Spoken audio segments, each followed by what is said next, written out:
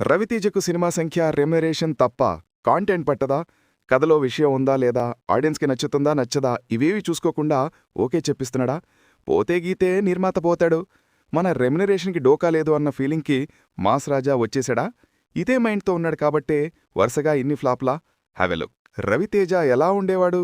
ఇలా అయిపోయాడేంటే? రవితేజకేవైంది? ఇలాంటి మాటలు ఈ మధ్యకాలంలో సినిమా ఇండస్ట్రీలో ఎక్కువగా వినిపిస్తున్నాయి. 57 ఏళ్లు వచ్చినా ఇప్పటికీ అదే ఎనర్జీతో కనిపిస్తున్నాడు. సరైన హిట్ ఒక్కటి లేక ఇబ్బందులు పడుతున్నాడు. గ్రాక్తో మాస్ రాజా చాలా కాలానికి ఫామ్లోకొచ్చాడు అనుకుంటే ఆ తర్వాత వరుసగా 2 ఫ్లాపులు చూడాల్సొచ్చింది. ఫ్లాపులందరికీ వస్తాయి. అయితే ఈ ఫ్లాప్ మూవీస్ అరకొర వసూళ్లు, రవితేజ ఇమేజ్ను డ్యామేజ్ చేసింది. క్రాక్ హిట్తో కిలాడి హైప్తో రిలీజ్ అయింది. రొటీన్ ఫార్మాట్తో బోర్ కొట్టించడంతో బాక్సాఫీస్ వద్ద 10 కోట్లు కూడా రాబట్టలేకపోయింది. కిలాడి తర్వాత రామారావు ఆన్ డ్యూటీ రవితేజకు మరో షాక్ ఇచ్చింది. కిలాడితో 10 కోట్లు తీసుకొస్తే రామారావు 5 కోట్లు కూడా రాబట్టలేకపోయాడు. రవితేజ సినిమా ఫ్లాప్ అయితే 10 కోట్లు రాని పరిస్థితి. మిస్టర్ బచ్చన్, మాస్ జాతర కూడా ఇదే దారిలో నడిచాయి. గతంలో 25-30 కోట్ల బిజినెస్ జరుపుకున్న రవితేజ మాస్ జాతరతో 20 కోట్లకు పడిపోయాడు. పోనీ ఆ 20 కోట్లైనా వచ్చాయంటే 12 కోట్లు మాత్రమే కలెక్ట్ చేసింది. ఈ ఫ్లాప్ మూవీ నెల తిరగకుండా ఈ నెల 28న ఆమాలో స్ట్రీమింగ్ అవుతోంది.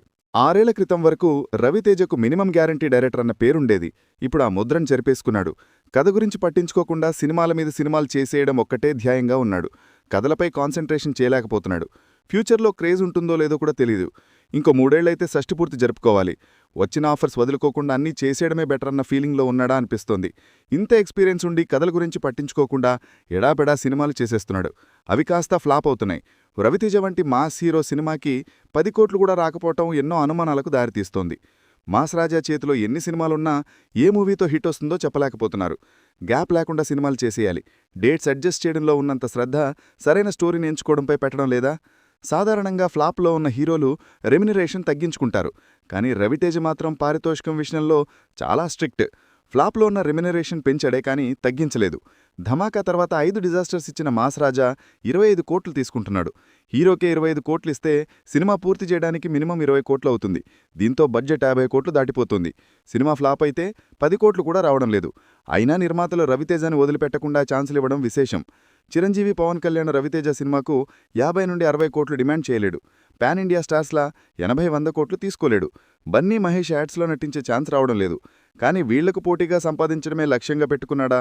కథలపై కంటే సినిమా సంఖ్యపై కాన్సంట్రేషన్ చేయడంతో నిర్మాతలు డిజాస్టర్స్ చూడాల్సి వస్తోంది.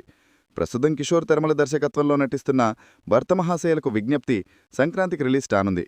ఫ్లాప్కి కుంగిపోకుండా సినిమాల మీద సినిమాలు చేయడం మంచిదే, కానీ అసలు డిజాస్టర్స్ ఎందుకు వస్తున్నాయో ఆలోచించకపోతే మాత్రం కష్టమే.